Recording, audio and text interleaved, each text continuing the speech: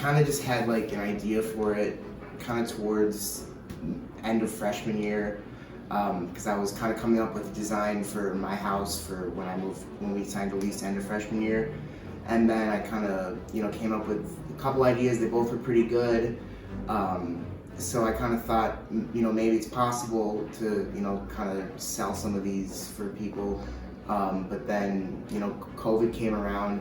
I didn't have my job that I usually had over the summer, so I really had a lot of time to do nothing. So I was always kind of handy with like woodworking and art and that. So I kind of just started making the original sign that I thought we were gonna do for our house, just kind of for fun. And it turned out really nice, so I posted it, came up with some other designs, and I got some good feedback, got a couple orders from there, and it just kind of went from there. I lost a little, I didn't lose too much money, but I did lose a little bit of money on it. But I was able to kind of, make it work. I was able to fulfill the orders I had. I had to, do some outsourcing of the labor eventually. But at the end of the day, I was able to kind of turn those losses into just kind of another stream of advertising, because when I delivered those clothing merchandise, I was able to also, include my like a flyer about the signs.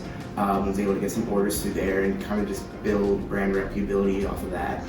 So I would say like 90% of everything is through Instagram. Posting through Instagram, getting followers through there. I've gotten a pretty decent sized following, and that's worked pretty well. I have a website. That's worked decently for people who don't have Instagram to get orders. I've also done like directly to houses, mailbox flyers for people who just have signs that are not good. I put them in their easy sale because they'll see it and they'll want it and order. There wasn't really that much initial equipment costs. My dad works out of his garage and has tools throughout the years of doing, hobbies and stuff like that. So I had the basic initial equipment. So really the only costs were like built-in costs or of like the wood and the paint, which obviously I was able to set those at a price that I was profitable from the first time.